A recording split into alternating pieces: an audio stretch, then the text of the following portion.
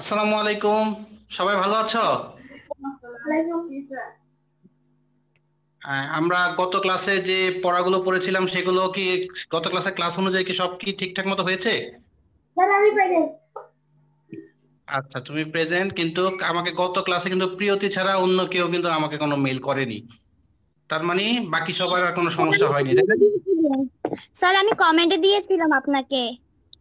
ও আচ্ছা আচ্ছা, কমেন্টে কমেন্টে দিয়েছিলে, ওকে ফাইন। তারপরে তোমাদের কোনো যদি সমস্যা হয় তাহলে আমরা ওই বিয়ের মধ্যে আবার মেইলে অথবা কমেন্টে দিলেও হবে, সমস্যা নেই, আমি চেক করে নিব। তাহলে আমরা আজকে ক্লাস শুরু করি। জি স্যার। আচ্ছা, তাহলে আমরা আজকে ক্লাস শুরু করতে যাচ্ছি। ওকে, আজকে আমরা খুব, আমার কথা ক্লিয়ার তো না? সবাই শুনতে পাচ্ছ তো? জি স্যার। আচ্ছা, আজকে আমরা খুবই মজার একটা আমরা গল্প পড়বো, যে মজার গল্পটা তোমাদের কাছে অনেক ভালো লাগবে আমি আশা করি। তো আমরা শুরু করব এক্ষুনি। তোমাদেরকে প্রথমে স্বাগতম, যে তোমরা এত সুন্দরভাবে গত ক্লাসে খুব সুন্দরভাবে তোমরা ক্লাস করেছো।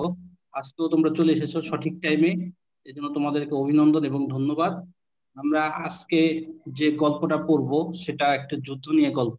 তো তোমরা জানো যে সামনে আমাদের 16ই ডিসেম্বর, আমাদের বাঙালির জীবনে একটা মহান একটা দিন, আমাদের বিজয় দিবস আসছে। তো এর মধ্যে আমরা জানি যে 1971 সালে দীর্ঘ 9 মাস যুদ্ধের পর তারপর আমরা স্বাধীনতা পেয়েছি, ঠিক আছে? তো আমরা আজকে এই যুদ্ধ সংক্রান্ত আমরা একটা গল্প পড়বো। তার আগে আমি বলি যে তোমরা সাধারণত যখন যুদ্ধের কোনো গল্প পড়ো বা যুদ্ধের কোনো উম, ছবি দেখো, সিনেমা দেখো, তখন দেখবা যে এটা খুবই মানে নিজের কাছে খুবই একটু কেমন জানি লাগে, যে হ্যাঁ যুদ্ধ হচ্ছে, কেমন জানি মনে হয় যে একটু বোরিং টাইপের, এই গোলাগুলি হচ্ছে, মারামারি হচ্ছে, মানুষের দুঃখ কষ্ট, তাই না? মানে এই গল্পগুলো মনে হয় সাধারণত এমনই হয় যে কষ্টের জন্য, দুঃখের জন্য। কিন্তু এই যে যুদ্ধের যে একটা শিক্ষা আছে বা যুদ্ধের মধ্যে যে মানুষের কত ত্যাগ শিক্ষা আছে, এই জিনিসটা অনেক সময় কিন্তু আমরা ওই যুদ্ধের ছবিগুলো দেখে আমাদের মানে মনোবলটা কমে যায় বলে আমরা হয়তো বুঝতে পারি না, বা গল্পগুলো পড়ে আমরা সেরকম বুঝতে পারি না। কিন্তু সেলিনা হোসেন আমাদের জন্য, অর্থাৎ এই তোমাদের মতো ছোট ছোট বাবুদের জন্য এত সুন্দরভাবে একটা গল্প লিখেছেন। এই নীলিমা সাজগোজ শুরু করে দিছে, ঠিক আছে? তো এত সুন্দরভাবে একটা গল্প লিখেছেন, তো যার কারণে এই গল্পটা পড়ার পর আমরা খুব সুন্দরভাবে এবং খুবই মানে মানে খুবই ভালোভাবে আর কি আমরা বুঝতে পারবো যে আসলে আমাদের যুদ্ধের মধ্যে কতগুলো দিক দিয়ে আমাদের ছিল, এই যুদ্ধটা আমাদের যে কত বড় ত্যাগ ছিল, তিতিক্ষা ছিল, কি একটা রক্তক্ষয়ী একটা যুদ্ধ ছিল, যে যুদ্ধের মাধ্যমে আমরা এই বিজয়টাকে আমরা অর্জন করেছি। তো মূলত আমাদের 1971 সালে যে যুদ্ধ ছিল, এই যুদ্ধ কিন্তু আমাদের অনেকগুলো দিক ছিল, এখানে অনেক রকমের দিক ছিল, সেখান থেকে কিছু একটা দিক সেলিনা হোসেন এখানে খুব সুন্দরভাবে তুলে ধরেছে। তো আজকে আমরা ইনশাল্লাহ সেটা সম্পর্কে আমরা পড়বো। তোমরা সবাই রেডি তো না? সবার কাছে তো বই সবকিছু আছে, আমার কাছে ইবুকে বই আছে। আমি এখন সেই বই থেকে আমরা শুরু করবো, হ্যাঁ? তাহলে আমরা শুরু করছি, হ্যাঁ? আচ্ছা, অপেক্ষা, আমি একটু পড়বো, তারপর তোমরা আবার একটু পড়বে, ঠিক আছে? আগে আমি একটু পড়ে দিচ্ছি। আজকে কি নাসিবা নাই আজকে? জি স্যার আছি। ও আচ্ছা আচ্ছা, সরি মা, আমি তো তোমাকে দেখতে পারি নাই। আচ্ছা যাই হোক, আমি একটু প্রথম থেকে শুরু করি, তারপর তোমরা শুরু করবে। দেখো, অপেক্ষা, সেলিনা হোসেন। রুমা আর রুবা দুই বোন, ওদের খুব ভাব, একসঙ্গে স্কুলে যায়, একসঙ্গে খেলে, খুব কমই ঝগড়া হয় ওদের। রুমার বয়স 12 আর রুবার 10। দুজনেরই জন্মদিন নিয়ে ওদের মা বাবার একটি গল্প আছে। ওদের মা রাহেলা বলে, যেদিন রুমার জন্ম হয় সেদিন বাড়ির উঠোনে শিউলি গাছটা ফুলে ফুলে ভরেছিল। এত ফুল নাকি আর কখনো দেখেনি রাহেলা বানু। খুশবু ছড়িয়ে গিয়েছিল চারিদিকে। তাহলে আমরা দেখলাম এখানে দুই বোনের কথা বলা হয়েছে। তোমাদের মধ্যেও দেখা যায় যে যদি দুই ভাই বোন থাকে কাছাকাছি বয়সে, দেখা যাবে যে তোমাদের অন্যান্য বন্ধুদের থেকে কিন্তু ভাই বোনের সাথেই বেশি একটা খেলাধুলা হয়। দেখা যায় যে দুই বোন একসাথে স্কুলে যায়, দুই বোন একসাথে পড়ে, হ্যাঁ, দুই বোন একসাথে খেলাধুলা করে, সবকিছু কিন্তু একসাথে করা হয় দুই বোন। ঠিক একইভাবে রুবা আর রুমার কিন্তু ওই একসাথে থাকতে থাকতে, অর্থাৎ তাদের বয়স যেহেতু কাছাকাছি, একজনের বয়স 12 একজনের বয়স 10, তাই তারা ওই একসাথে সব ওদের মধ্যে খুব। আবার দেখা গেল কি তাদের জন্মের মধ্যে কিন্তু একটু এই কাহিনী আছে, অর্থাৎ একটা গল্প আছে। যেমন ওদের মা বলেছিল, রুমার যেদিন জন্ম হয় সেদিন উঠোনে শিউলি গাছটা ফুলে ফুলে ভরেছিল। এত ফুল নাকি আর কখনো দেখেনি। এরপর দেখো, রূপা উদ্গ্রীব হয়ে বলে, মা আমার গল্পটা বলো। তোর গল্পটা আমি বলবো মা। এ কথা বলে জসিম মিয়া মেয়েকে জড়িয়ে ধরে। তাহলে আমরা দেখলাম রুবা আর রুমার বাবার নাম কি? জসিম মিয়া। বাবার নাম কি বলতো? জসিম মিয়া। জসিম মিয়া। আর মায়ের নাম? রাহেলা বানু। মায়ের নাম রাহেলা বানু। আচ্ছা, এই কথা বলে জসিম মিয়া মেয়েকে জড়িয়ে ধরে, বলে, যেদিন তুই হলি সেদিন বাড়ির বাইরের আম গাছটা নিচে বসে আছি। হঠাৎ মাথার উপরে তাকিয়ে দেখি আমের বলে ভরে আছে গাছটা। এত বল আসতে দেখিনি আগে। বলের গন্ধে চারিদিক ভরে গেছে। অর্থাৎ দেখা গেল যে এখানে ভাই দুই বোনের মধ্যে, যখন দুই বোনেরই যখন জন্ম হয়, তখন তাদের দুটো গল্প থাকে। একটি হচ্ছে শিউলি গাছে ফুলে ফুলে ভরে যায়, আর একটি হচ্ছে আমের বোল, এত আমের বোল আগে কখনো। আচ্ছা, তারপর দেখো এখানে কি বলেছে। দুই বোন মা বাবার আদরের ছায়া বড় হয়। স্কুলে যাওয়ার পথে বুনো ফুল ছিঁড়ে বেনির সঙ্গে গেঁথে রাখে, ফড়িং ধরে, আবার আকাশে উড়িয়ে দেয়। ফুলের পাপড়ি ছিঁড়ে খাতার ভিতরে চাপা দিয়ে রাখে। শুকিয়ে গেলে বাবার কপালে লাগিয়ে দিয়ে বলে, বাবা তোমার 1000 বছর আয়ু হোক। মায়ের কপালে লাগিয়ে দিয়ে বলে, মা তোমার ভাতের হাঁড়ি ভাত হোক। তাহলে এখানে আমরা কিন্তু দুইটা জিনিস দেখলাম। কি দেখলাম? একটা দেখলাম যে দুই বোনের মধ্যে খুবই একটা চাঞ্চল্যকর দিক আছে। যেমন তোমরা অনেক সময় দেখো যে তোমাদের কাছে যদি কেউ যদি কোনো ফুল বা সুন্দর কোনো কিছু দেয়, তোমরা কি করো? চেষ্টা করো অনেক দিন এটা রেখে দিতে। যেমন প্রিয়তি করে কি, গোলাপ ফুলের পাপড়ি পেলে সেটা বইয়ের মধ্যে রেখে দেয়, অনেক দিন পর্যন্ত থাকে। আর নীলিমা তো এটার মধ্যে পানি দিতে দিতে দিতে দিতে চিন্তা করে কতদিন থাকবে। আর নাসিমা চিন্তা করে যে আমি ওই ভিতরে রেখে দিই, যত কেউ যেন না দেখে। তাই না? নাকি? যাই হোক, তো এরকম তারাও কি করতো, তারাও বিভিন্ন রকম মজা করতো। তোমরা দেখবা যে তোমাদের যদি গ্রামে কোনো বন্ধু থাকে, যে এই মজাগুলো হয় তাদের মধ্যে, যে তারাও এরকম ফুল ছেড়ে তারপর ফড়িং করে নাড়াচাড়া করে, আনন্দ করে, অনেক রকমের ইয়ে হয়।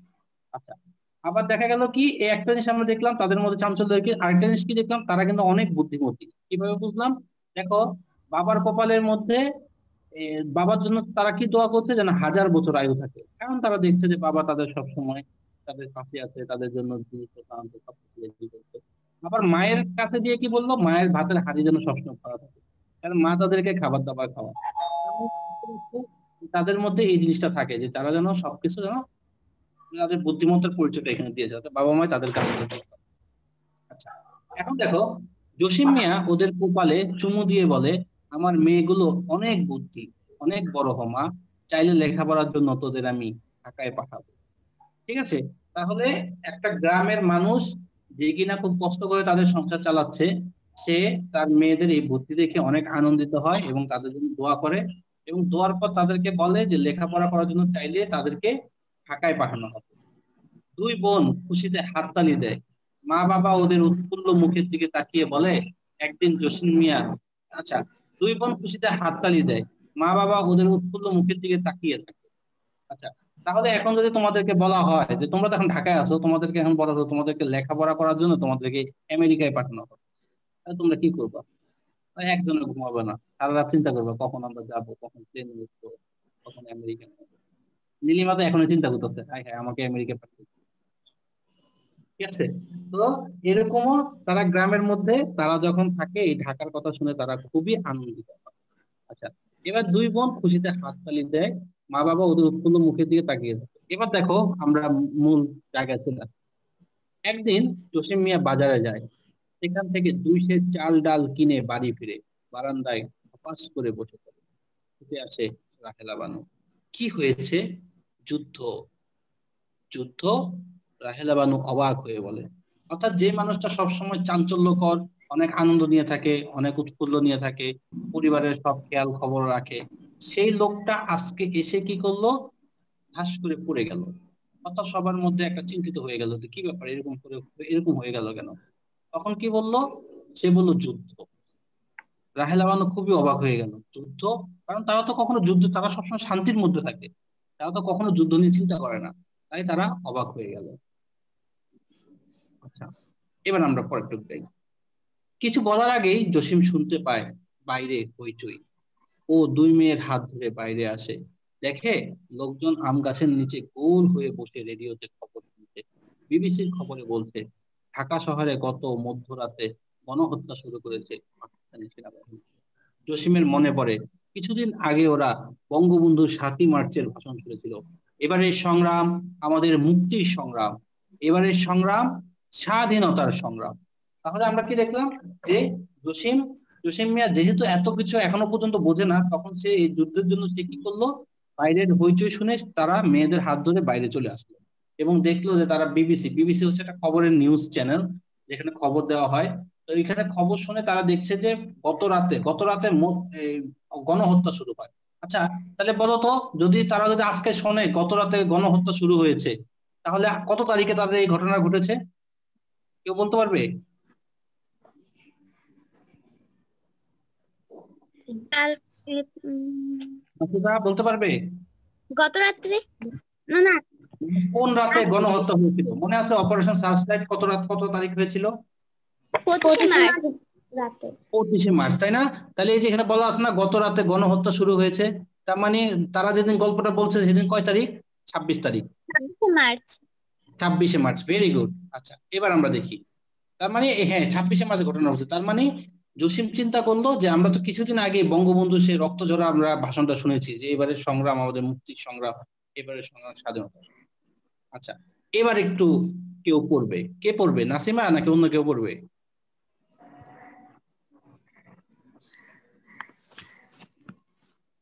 কার প্রিয়তির পড়তে ইচ্ছা করছে? আচ্ছা, প্রিয়তি পড়ো তাহলে, নাসিমা একটু পরে পড়বে। লোকজন খবর শুনে উত্তেজিত হয়ে বলে, আমাদের সবাইকে যুদ্ধ করতে হবে। রুমা বাবার হাত ছাড়িয়ে অন্য ছেলেমেয়েদের কাছে যুদ্ধের কথা বলার জন্য ছুটতে চিৎকার করে বলে, যুদ্ধ করতে হবে রে, যুদ্ধ যুদ্ধ। আচ্ছা, তোমরা কি শুনতে পাচ্ছ সবাই? এক মিনিট, প্রিয়তি সবাই শুনতে পাচ্ছ? শুনতে পাচ্ছ তো? জি স্যার। আচ্ছা, তাহলে এখানে আমি একটু বলি, তারপর তোমরা আবার পড়ো প্রিয়তি। এখানে বলা হচ্ছে যে রুমা বাবার হাত ছাড়িয়ে, অর্থাৎ এতক্ষণ জসিম মিয়ার হাত ধরে রেখেছিল দুই মেয়ে, এখন তারা হাতটা ছেড়ে দিল। ছেড়ে দিয়ে তাদের মধ্যে সেই উৎফুল্লতা চলে আসছে যে যুদ্ধ, মানে তারা তো ছোট মানুষ, তারা তো এখনো বুঝতে পারছে না যুদ্ধ কি, কিন্তু তারা এটুকু বুঝতে পারছে যে নিশ্চয়ই কোনো একটা ঝামেলা হচ্ছে, এই ঝামেলা থেকে আমাদেরকে মোকাবেলা করতে হবে। তাই তারা চিৎকার চেঁচামেচি করে দৌড়ে দৌড়ে বলছে যুদ্ধ করতে হবে রে, যুদ্ধ যুদ্ধ। এটা অনেকটা তাদের মধ্যে একটা, মানে তাদের ভিতরে এটা গেঁথে গেছে যে এই কাজটা আমাদেরকে করতেই হবে, এরকম। তারপর প্রিয়তি। কয়েক মাস পর গায়ে মিলিটারি আসে। জসিম শহর থেকে আসা ছেলেদের কাছ থেকে রাইফেল চালানো শিখে নেয়।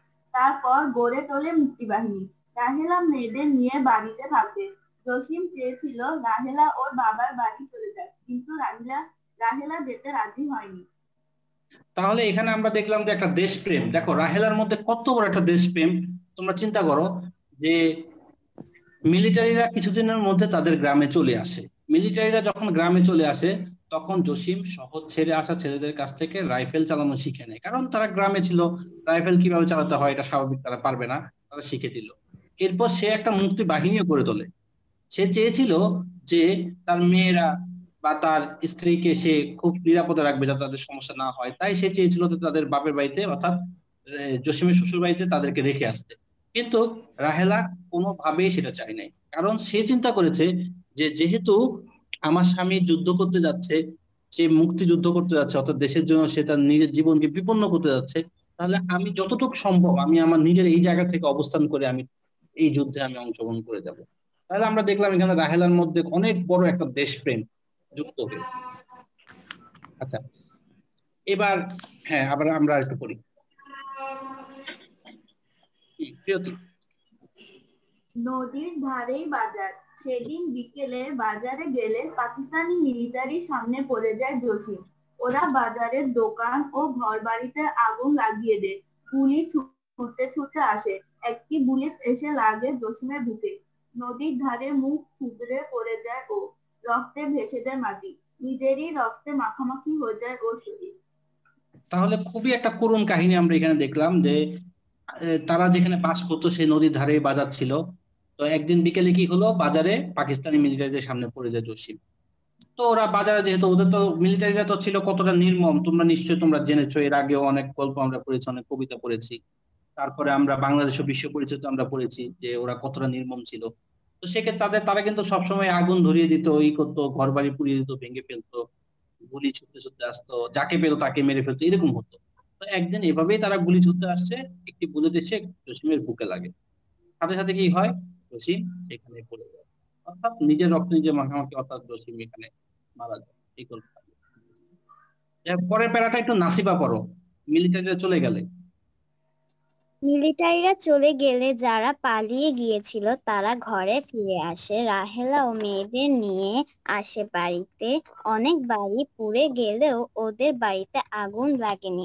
বড় আম গাছটা ঘরের চাল আড়াল করে রেখেছে বলে আগুন এখানে আসতে পারেনি। তাহলে যখন মিলিটারিরা চলে গেল, ঠিক আছে, তখন তো যখন তারা যুদ্ধ করছে, বিভিন্ন জায়গায় গোলাগুলি করছে, এক জায়গা থেকে আরেক জায়গায় সবাই লুকোলুকি পালিয়ে যাওয়ার চেষ্টা করেছিল। তো যখন মিলিটারিরা চলে যায় তখন সবাই আবার নিজেদের ঘরে ফিরে আসে, এসে দেখে যে তাদের অনেকেরই ঘরবাড়ি আগুনে পুড়ে গেছে, কিন্তু রাহেলাদের ঘরটা কখনো পোড়েনি। কারণ বড় যে আম গাছটা ছিল রাহেলাদের মানে ঘরের সামনে, সেটা বড় গাছটা চালটাকে আড়াল করে রেখেছিল, যার কারণে আগুন এই পর্যন্ত আসতে পারেনি। তারপর রাহেলা সারা রাত জসিমের জন্য অপেক্ষা করে, কিন্তু জসিম বাড়ি ফেরে না। রুমা রুবা কাঁদতে কাঁদতে ঘুমিয়ে যায়। তাহলে আমরা দেখলাম যে আমাদের যে গল্প অপেক্ষা, সে অপেক্ষা কিন্তু আমাদের শুরু হয়ে গেল। ঠিক আছে, আমরা যে অপেক্ষা যেখানে আমাদের শুরু হয়েছে সেই অপেক্ষা হলো যে রাহেলা সারা রাত জসিমের জন্য অপেক্ষা করেছিল। রাহেলা সারা রাত জসিমের জন্য অপেক্ষা করেছে। সে চিন্তা করেছে যে হয়তো আসবে, জসিম আসবে, কিন্তু সারা রাত অপেক্ষা করার পরও জসিম আর ফিরে আসলো না। আবার অপরদিকে তার মেয়েরা রুমা রুবা দুজনে কি করলো, তার বাবার কথা চিন্তা করে, যে বাবা আমার সবসময় আসে সে বাবা এখনো আসছে না। আর সে কি করলো, তারা কাঁদতে কাঁদতে ঘুমিয়ে পড়লো। হ্যাঁ নাসিবা। পরের দিন গায়ের লোকেরা জসিমের লাশ নিয়ে আসে বাড়িতে। রুমা রুবা কিছুক্ষণ বাবাকে দেখে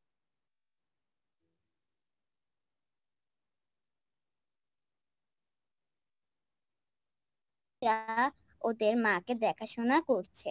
দুই বোন রান্নাঘরের দরজায় চুপ করে বসে থাকে।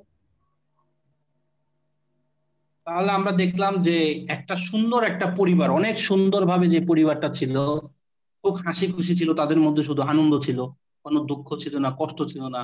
একটা যুদ্ধ এসে তাদের জীবনটা, তাদের পরিবারটাকে মুক্ত করে দিয়ে গেল। যখন জসিমের লাশ নিয়ে আসলো গায়ের লোকেরা, তখন রুবা রুমা কিছুক্ষণ বাবার দিকে নিশ্চুপ হয়ে গেল। চিন্তা করলো, আমরা যে বাবাকে দেখেছি সেই বাবা কেন আজকে এই অবস্থায় পড়ে আছে। মানে একদম তারা আশ্চর্য হয়ে গেল যে আজকে আমাদের বাবা কেন এইভাবে পড়ে আছে। তাদের তাদের যে স্ত্রী ছিল জসিমের যে স্ত্রী ছিল রাহেলা, সে বারবার তার জ্ঞান হারাচ্ছে, কারণ সেও আশ্চর্য হয়ে যাচ্ছে যে আমরা এটা কি দেখছি, এত সুন্দর একটা জিনিস কিভাবে এরকম নষ্ট হয়ে গেল। গায়ের মেয়েরা ওদের দেখাশোনা করছে, আর দুই বোন কি করলো, রান্নাঘরের দরজায় চুপ করে বসে, কারণ তারা এখনো জানে না যে আমি আসলে কি করব, আমরা কি করবো এখন আমাদের। তারপর রুবা রুমার হাত ধরে ঝাঁকিয়ে বলে, যুদ্ধ মানে কি বুবু? পড়ো। রুমা দুই হাতে চোখ মুছে বলে, বাবার মরে যাওয়া। দুইজন তাহলে এখানে দুটো জিনিস দেখলাম, যে ছোট বোন তার বড় বোনকে, ছোট বোন তো ছোট, সে হয়তো কিছু একটা না জানে তার বড় বোনের কাছে প্রশ্ন করবে। আর বড় বোন ব্যাপারটা হচ্ছে যে কিছু যদি নাও, সে যদি সঠিক উত্তর নাও জানে, চেষ্টা করবে ছোট বোনকে যতটুকু জানে ততটুকু দিয়ে বুঝিয়ে যাওয়া। তাই রুবা কি করলো, রুমার হাতটা ঝাঁকিয়ে বলল, যুদ্ধ মানে কি বুবু? কারণ তারা তো যুদ্ধ জানে না। রুমা তখন দুই হাতের চোখ মুছে ফেললো, কারণ সে তো বুঝতে পারছে যে তার বাবা আর ফিরে আসবে না, আর তাদেরকে আদর করবে না, আর তাদেরকে কোলে নিয়ে ঘুরবে না। তাই সে তার দুই হাত দিয়ে চোখ মুছে বলল, বাবার মরে যাওয়া। অর্থাৎ তাদের মনের মধ্যে এটাই সেট হয়ে গেল যে আসলে যুদ্ধ মানে হচ্ছে বাবার মরে যাওয়া, বাবা থাকবে না, এটাই হচ্ছে। দুইজন আকাশের দিকে তাকায়। অনেক দূরে কালো ধোঁয়ার মতো কিছু একটা আকাশের দিকে উঠছে। উঠছে তো উঠছেই। ওরা করো। পাশে গ্রামে আগুন দিয়েছে পাকিস্তানি মিলিটারি। দুই বোন আকাশের দিকে হাঁ করে তাকিয়ে থাকে। দুজনেই বুঝতে পারে যুদ্ধ মানে কি। আচ্ছা, তাহলে এখানে আমরা দেখলাম যে তারা কি করে, যে তারা বুঝতে পারে যে তাদের বাবা চলে গেছে আর বাবা আসবে না। এখন তারা আকাশের দিকে তাকিয়ে থাকে এবং দেখে যে অনেক উঁচুতে কালো ধোঁয়ার মতো কিছু একটা আকাশের দিকে উঠছে। তখন তারা বুঝতে পারে যে পাশের গ্রামে মিলিটারি আগুন দিয়েছে। আর দুই বোনে তখন কিছুটা বুঝতে পারে আসলে যুদ্ধ মানে হচ্ছে যে এই কেউ মারা যাবে, কিছু চলে যাবে, কিছু পুড়ে যাবে, ধ্বংস হয়ে যাবে। তো আসলে 1971 সালে না এরকমই ছিল, বুঝছো? মিলিটারিরা এতই খারাপ ছিল যে তারা কখনোই, তারা চায় নাই যে আমরা স্বাধীন হই। তারা সবসময় চেয়েছিল যে আমাদেরকে যেভাবে হোক মেরে কেটে জোর করে হোক তারা আমাদের এই দেশটাকে তারা নিয়ে নিবে, কিন্তু আমরা কিন্তু সেটা হতে দেই নাই। আচ্ছা, এবার একটু আমি একটু করে দেই যাতে তোমাদের একটু তাড়াতাড়ি হয়, কারণ আমাদের জুমিয়া তো ক্লাসটা আমাদের তাড়াতাড়ি শেষ হয়ে যেতে পারে। দেখো, ভোর বর্ষা, বৃষ্টির তোড়ে ডুবে যাওয়া মাঠঘাট, রাহেলা বানু শুকনো মুখে বারান্দায় বসে থাকে। দুই বোন ধান ক্ষেতের আলের পাশ দিয়ে গড়িয়ে যাওয়া পানি থেকে কুচো চিংড়ি ধরে আনে। কুচো চিংড়ি মানে হচ্ছে ছোট ছোট চিংড়ি আর কি। ওদের মা অন্যের বাড়ি থেকে আনা চালে ভাত রান্না করে। দেখো, এক সময় কিন্তু তাদের কিন্তু কোনো খাবার দাবারের কোনো অভাব ছিল না। এই রুবা রুমা দুজনেই কিন্তু দোয়া করতো তার মার জন্য হাড়ি ভরা ভাত থাকে সবসময়। কিন্তু আজকে দেখো তার বাবা চলে যাওয়াতে তাদের কত বড় কষ্ট হয়ে গেল। তারা আজকে কিন্তু এই জায়গায় সেই জায়গা থেকে জিনিসপত্র নিয়ে আসছে। তার মা অন্যর বাড়ি থেকে চাল রান্না এনে করে তারপরে ভাত রান্না। আচ্ছা, দুমুঠো চাল মাটির কলসিতে জমিয়ে রাখে রাহেলা বানু। রাতে কোনো মুক্তিযোদ্ধা এলে তার জন্য ভাত রান্না করতে দুই বোন শুকনো লাকড়ি কুড়িয়ে এনে রান্না করে জমিয়ে রাখে। যদি লাকড়ির দরকার হয় তখন কি দিয়ে ভাত রান্না করবে মা? দুই বোন অধীরে অপেক্ষায় থাকে।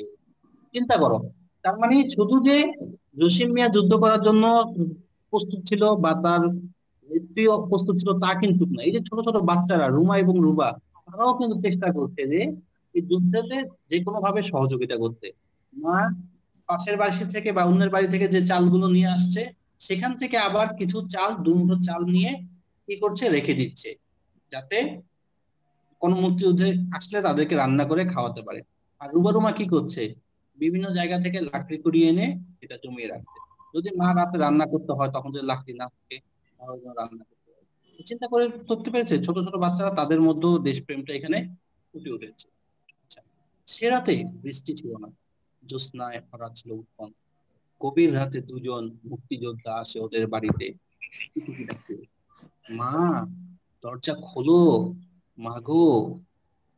রুবা ধর্মড়িয়ে উঠে রুমাকে ডাকে, ও ঠেলে মাকে ডাকায়, মা ওঠো, শোনো কেউ এসেছে। রাহেলা বানু দরজায় টুকটুক শব্দ শুনে দরজার কাছে গেলে আবার শুনতে পাই সে ডাক, মা দরজা খোলো। অর্থাৎ দেখো এখানে কিন্তু একটু একটু কিছুটা হলো একটু মানে একটু ভয় এখানে চলে আসছে, যে তারা দুজন গভীর রাতে তারা শুয়ে আছে, হঠাৎ করে দুজন মুক্তিযোদ্ধা আসে। রুবা রুমা কিন্তু এখনো বোঝে না যে মুক্তিযুদ্ধ আসলে কি বা তারা কি করছে। তো হঠাৎ তারা শুনতে পায় যে একটা শব্দ, যে শব্দের মধ্যে টুকটুক শব্দ দিয়ে বলছে কি, দরজা খোলো, অর্থাৎ বলছে মা দরজা খোলো। আচ্ছা, এবার দেখো, রাহেলা কাপা হাতে দরজা খুললেই দুজন মুক্তিযোদ্ধা দ্রুত ঘরে ঢুকে দরজা বন্ধ করে দেয়। ট্রেনিং এর সময় জসিম কাকু আমাদের বলেছিলেন দরকার হলে যেন আপনার কাছে আসি। মা, আপনি আমাদের চিনবেন না, আমাদের খিদে পেয়েছে, ভাত খেয়েই চলে আসবে। তাহলে এখানে দেখছি যে মুক্তিযোদ্ধারা আসছে এবং জসিম কাকা অর্থাৎ জসিম যিনি ছিলেন, তো তাকে তিনি আগেই বলে রেখেছেন যে যখন তোমাদের কোনো সমস্যা হবে আমাদের বাড়িতে চলে যাবে, এখানে গেলে তোমরা খাওয়া দাওয়া সবকিছু করতে পারবে। আর তাই আজকে তারা এখানে দুজন চলে এসেছে। এখন তারা বলছে কি খিদে পেয়েই ভাত খেয়ে চলে যাবে। এখন রুবা আর রুমার মধ্যে তো প্রশ্ন, আসলে কোথায় যাবে, কি যাবে, কেন যাবে? দেখো কি করছে, কোথায় যাবে? রুমা জিজ্ঞেস করে, নদীর ওপারে, ওখানে মুক্তিযোদ্ধাদের ক্যাম্প আছে। তোমরা যুদ্ধ করবে? রুবা জানতে চায়। হ্যাঁ, আমরা পাকিস্তানি মিলিটারি ক্যাম্প আক্রমণ করব। তোমাদের রাইফেল ছুঁয়ে দেখি, রুবা গভীর আবেগে বলে। হ্যাঁ দেখো, তাহলে এখানে আমরা কি দেখলাম যে তাদের দুজনের মধ্যে খুবই একটা অন্যরকম একটা মানে আকুতি চলে আসছে, যে হ্যাঁ কোথায় যাবে তারা, তারা এত রাতে এসেছে, খেয়েই চলে যাবে, কই যাবে? তখন শুনতে যে মুক্তিযোদ্ধাদের ক্যাম্প আছে, ওদের আরো মানে ওরা আরো এক্সাইটেড হয়ে যায় যে হ্যাঁ কি কি কি করবে, যুদ্ধ করবে। তখন তারা বলে যে রাইফেল গুলো আমরা ছুঁয়ে দেখি, কারণ তারা তো কখনো ছুঁই নাই। হ্যাঁ দেখো, তাদেরকে অনুমতি দেয় মুক্তিযোদ্ধা। আচ্ছা, দুজনেই দু বোনের কোলে রাইফেল দুটো দিয়ে দেয়। রাইফেল দুটো ওরা কোলে নিয়ে বসে থাকে। মা রান্না চড়ায়। কিছুক্ষণ পর রাহেলা গরম ভাত নিয়ে আসে গামলা ভরে, সঙ্গে ডিম আলুর তরকারি। যোদ্ধা দুজন গপ্প পিয়ে খায়, দেরি করার সময় নেই। নদীর ঘাটে ওদের জন্য নৌকা নিয়ে বসে আছে অন্যরা, দেরি করে আর চলবে না। আবার শেষ হলে রাহেলা বলে, তোমরা আবার আসবে তো। দেখো একটা মানুষের মনটা কত বড় হতে পারে, কত বড় হলে তারা এই ধরনের কথাটা চিন্তা করতে পারে যে যে মানুষটা নিজের খাবার মতো খাদ্য নাই, সে কি করে অন্যের বাড়ি থেকে চাল এনে তারপরে সে খাবার গ্রহণ করছে। সেই মানুষটা মুক্তিযোদ্ধাদেরকে খাবার খাইয়ে তারপর আবার প্রশ্ন করছে তোমরা আবার আসবে তো। তার মানে কতটা দেশপ্রেম, কতটা গভীরতা মমত্ব থাকলে, কতটা মায়া মমতা থাকলে একটা মানুষ এই জাতীয় করতে পারে। অর্থাৎ একদম নিঃস্বার্থ ভাবে সে চাচ্ছে যে দেশের জন্য কিছু করার জন্য, অর্থাৎ দেশের স্বার্থে, অর্থাৎ দেশের জন্য নিজের জীবনটা বিলিয়ে দেওয়ার জন্য সে এই ধরনের কথা বলতে পারে। আচ্ছা, এরপর দেখো মুক্তিযোদ্ধারা কি বলছে, দরকার হলে আসতে পারে, মিলে অন্যরা আসবে, কেউ না কেউ আসবে। রাহেলা বানুকে সালাম করে দুই বোনের মাথায় হাত দিয়ে চলে যায় মুক্তিযোদ্ধা। অর্থাৎ তারা প্রতিশ্রুতি দেয়, হ্যাঁ আমরা আমরা না আসলে অন্য কেউ আসবে, কেউ না কেউ আসবে। বর্ষা শেষ, আশ্বিনের শিউলি ফোটার দিন শুরু হয়েছে।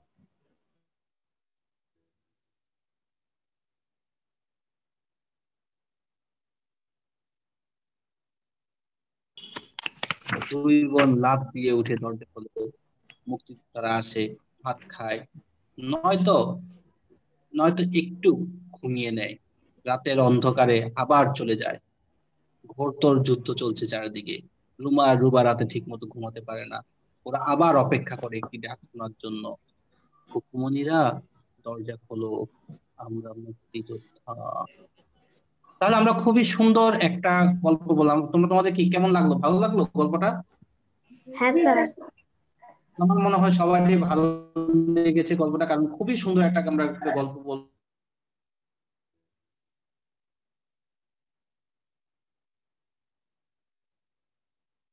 ব্যাপারটা তা না।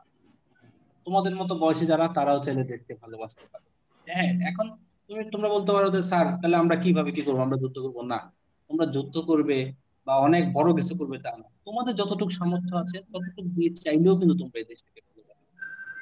আমরা একটা দেশকে ভালোবাসার জন্য আমরা কি করব, এই দেশটাকে আমরা রক্ষা করার চেষ্টা করব, দেশটাকে সুন্দর করার চেষ্টা করব। এই কাজগুলো করাই হচ্ছে দেশ দেশ, যেটা আমরা রুমার মধ্যে দেখলাম। এই গল্পের মধ্যে কিন্তু যুদ্ধ কিন্তু শেষ হয় নাই, যুদ্ধ কিন্তু চলছে, দেশ কিন্তু স্বাধীন এখনো হয় নাই, এখনো যুদ্ধ চলছে, তাই না? তো এখানে আমরা দেখলাম যে তারা অপেক্ষায় আছে, কি অপেক্ষায় আছে, কখনো কোনো এক মুক্তিযোদ্ধা আসবে, কখনো তারা কিছু খেতে চাইবে, কখনো তারা একটু ঘুমাতে চাইবে। আর এই কারণে উদ্গ্রীব হয়ে বসে আছে রূপা, রুমা এবং তাদের মা। তারা খুবই উদ্গ্রীব হয়ে বসে আছে কখন আসবে, সেটা রাতেও হতে পারে, মধ্যরাতেও হতে পারে, শেষ রাতেও হতে পারে। আমি বলবো যে সেলিনা হোসেন খুবই সুন্দর ভাবে এই গল্পটা তোমাদের জন্য লিখেছেন, যেটার মধ্যে আমরা যুদ্ধের একটা অংশ বুঝতে পারি, যে যুদ্ধ কিন্তু একজন 9 মাস যুদ্ধ হয়েছে, শুধু একজন আরেকজনকে গুলি করছে আর পাকিস্তানিরা মারা গেছে, আমরা পতাকা উড়াই বলছি জয় বাংলা, এটা কিন্তু না। অনেক কষ্ট হয়েছে, যে যার জায়গা থেকে থেকে যুদ্ধ করেছে, সবাই ত্যাগ করেছে, প্রতিষ্ঠা করেছে, অনেক কষ্ট করেছে, কেউ একদিক না একদিক থেকে যুদ্ধ অংশগ্রহণ করেছে। এই সব কিছু মিলিয়ে তারপর আমরা এই স্বাধীনতা পেয়েছি। আজকে আমরা 16 ডিসেম্বর খুবই আনন্দ উদ্দীপ হয়ে আমরা বলি বিজয় দিবস, আমরা বিজয় ছিনিয়ে এনেছি। তো এই বিজয়টা কিন্তু এত সহজে আসে নাই, অনেক কষ্ট করে, অনেক কিছু করে, অনেক কিছু ত্যাগ করে তারপরে এই বিজয়টা এসেছে। আমার মনে হয় আমার বন্ধুরা তোমরা খুব সুন্দরভাবে এটা করেছো, যে শুনেছো এবং বুঝতে পেরেছো। আশা করি তোমাদের ভালো লেগেছে। তো আমরা এবার একটু অনুশীলনের দিকে যাব। এখানে যে শব্দগুলো আছে তোমরা জানো তো, আমাদের বইয়ের পিছনে কিন্তু এই শব্দের অর্থগুলো দেওয়া আছে। তোমরা গল্প থেকে এটা বের করে নিজের আগে চেষ্টা করবো অর্থগুলো, তারপরে তোমরা এই বইয়ের পিছনের ইয়াগুলো তোমরা দেখবে। এটা গেল আমাদের প্রথম কথা। এরপরে আমাদের যে খালি জায়গাগুলো যেগুলো আছে, খালি জায়গাগুলোর মধ্যে আমরা এখন এটা কমপ্লিট করবো। রুবা ড্যাশ হয়ে বলে, মা আমার গল্পটা বলো। কি হয়ে বলো তো? উদ্গ্রীব হয়ে বলে। সবাই আম গাছের নিচে বসে রেডিওতে ড্যাশ খবর শুনছে। টিভিতে সবাই খবর শুনছে, তাই না? আচ্ছা, আমরা যখন উত্তর বলবো তখন সবাই মিলে বলার চেষ্টা করি, হ্যাঁ? তাহলে ভালো লাগবে। আচ্ছা, যাদেরটা মিউট আছে এটা আনমিউট করে নিই, তাহলে আমাদের জন্য আরো সুবিধা হবে। এরপর দেখো, ঢাকা শহরে গত মধ্যরাতে ড্যাশ শুরু করেছে পাকিস্তানি সেনাবাহিনী। গণহত্যা, ভেরি গুড। জসিমের মনে পড়ে কিছুদিন আগে ওরা ড্যাশ 7ই মার্চের ভাষণ শুনেছিল। বঙ্গবন্ধুর, ভেরি গুড। এই তো তোমরা তো খুব ভালোভাবে গল্পটা শুনেছো। বিকেলে বাজারে গেলে পাকিস্তানি ড্যাশ সামনে পড়ে যায় জসিম। মিলিটারি। রাতে ড্যাশ এলে তার জন্য ভাত রান্না করবে। মুক্তিযোদ্ধারা আসলে। আচ্ছা, এই গল্পগুলোর প্রশ্নগুলো, তোমরা তো গল্প পড়েছো, তোমরা একটু চেষ্টা করবে গল্পগুলোর উত্তরগুলো বের করার জন্য। আশা করি তোমরা পারবে। কোনো উত্তর যদি সমস্যা হয় এটা অবশ্যই আমাকে মেল করবে বা আমাদেরকে লিখে দেখাবে, আমি চেষ্টা করবো তোমাদেরকে ঠিক করে দেওয়ার জন্য। এখন দেখো, ফুলের পাপড়ি ছিঁড়ে দুই বোন কোথায় রাখতো? বইয়ের ভিতর, খাতার বইয়ের ভিতর। ভিতর। আম গাছের নিচে, আম গাছের নিচে বসে জসিম কিসের গল্প শুনছিল? গণহত্যা না যুদ্ধের? গণহত্যা ছিল, হ্যাঁ গণহত্যা, ঠিক আছে। গত রাতে গণহত্যা হয়েছিল, এটাই বলছে। রুবা রুবার হাত ধরে ঝাঁকিয়ে বলে, যুদ্ধ মানে কি বুবু? রুমা দুই হাতে চোখ মুছে বলে, কি বলে? বাবার মরে যাওয়া। বাবার মরে যায়। কখন শিউলি ফুল ফোটে? আশ্বিন মাসে। তাই বাবা, আমি তো জানতাম না, তোমরা তো খুব ভালো জানো। আচ্ছা, এবার দেখো, এমন কিছু শব্দ আছে যা দিয়ে কারণ নাম, জায়গার নাম বোঝায়, সেগুলো হচ্ছে বিশেষ্য। আমরা ইংরেজিতে নাউন পড়েছিলাম না, নাউন। কোনো কিছু নাম যদি থাকে তাহলে সেটা হচ্ছে বিশেষ্য। যেমন নদী শুকিয়ে গেছে, এখানে নদী কি? নদী হচ্ছে বিশেষ্য। আবার এমন শব্দ আছে যা দিয়ে বিশেষ্য শব্দের দোষ, গুণ, অবস্থা, পরিমাণ, সংখ্যা বোঝায়, সেগুলো হচ্ছে বিশেষণ। যেমন মুনা দ্রুত দৌড়ে দ্রুত পালিয়ে গেল, এখানে দ্রুত এটা হচ্ছে বিশেষণ পদ। এবার নিচে শব্দগুলো আমরা করি। যেমন নদী, নদী কি? গাছ, গাছ কি তার কোনো কিছু নাম না? তাহলে এটা কি বিশেষ্য হবে না? গাছ হচ্ছে বিশেষ্য, তাই না? আচ্ছা, এরপর দেখো, ভাত, বিশেষ্য। শুকনো, বিশেষণ। Very good. ভীষণ, বিশেষণ। বিশেষণ। ভূষণ হচ্ছে বিশেষণ। এরপর নদী, বিশেষ্য। কাপা, বিশেষণ। দরজা, বিশেষ্য। Rifle, rifle. বিশেষ্য। গরম, বিশেষণ। গভীর। বিশেষণ। তারপর হাড়ি, বিশেষ্য। দ্রুত। বিশেষণ। তাহলে আমরা এটা আমরা পেরে গেলাম। এরপর আমরা এখানে বিপরীত শব্দ লিখবো। যেমন জন্ম হচ্ছে মৃত্যু, কান্না কি? হাসি। হাসি। ভরা, খালি। খালি। যুদ্ধ, শান্তি। দূর, কাছে। কাছে বা নিকট। আর শুকনো, ভেজা। Very good. তাহলে এগুলো দিয়ে তোমরা শব্দ বাক্য লিখে ফেলবে, এখানে বাক্য রচনা করে লিখে ফেলবে। তাহলে আমাদের মোটামুটি এই পড়াগুলো হয়ে গেল। তাহলে তোমাদের কি আর কি কোনো সমস্যা যদি হয়, তোমরা তো বাসায় আবার অবশ্যই এটা পড়বে। তারপর যদি তোমাদের যদি মনে হয় যে এখানে কোনো সমস্যা হচ্ছে বা কোনো কিছু হচ্ছে, তাহলে অবশ্যই তোমরা আমাকে মেল করবে বা আমার সাথে ওই যে কমেন্ট বক্সে আমি এটা দিয়ে দিব, সেই কমেন্ট বক্সে তোমরা আমার সাথে শেয়ার করবে, ঠিক আছে? আর আরেকটা ব্যাপার হচ্ছে যে যারা এই ক্লাসটা করতে পারলো না, তাদেরও মন খারাপ করার কিছু নাই। তোমরা তোমাদের ফ্রেন্ডের সাথে কথা বলে বলে দিবে যে আমরা আবার এই ক্লাসগুলো কি করব, আমরা আমার যে ইউটিউব চ্যানেল আছে সেটার মধ্যে আমরা আপলোড করে ফেসবুকে আমরা শেয়ার করে দেবো। ঠিক আছে, তোমরা তাহলে ভালো থেকো। আজকে আমাদের এখানে বিদায়। আবার নেক্সট ক্লাসে আবার দেখা হবে, পরবর্তী ক্লাসে। সে পর্যন্ত তোমরা পড়াশোনাগুলো চালিয়ে যাও। আর ওই যে যে কথাগুলো বললাম, প্রয়োজন ছাড়া ঘরের বাইরে যাবে না, বা ঘরের বাইরে গেলে অবশ্যই তোমরা মাস্ক পরে বের হবে, ঠিক আছে? মনে থাকবে। তোমরা সাবান দিয়ে ভালোভাবে হাত ধুবে। হাত ধোয়া ছাড়া বা হাত পরিষ্কার করা ছাড়া কোনোভাবেই তোমরা নাকে, মুখে বা চোখে হাত দিবে না, ঠিক আছে? হাত সবসময় স্যানিটাইজ করে রাখবে। আর যারা বাইরে যাবে অবশ্যই বাসায় এসে সঠিকভাবে সঠিক নিয়মে পরিষ্কার হয়ে যাবে। এখানে বিদায়, তোমরা ভালো থেকো। আল্লাহ হাফেজ। আল্লাহ হাফেজ।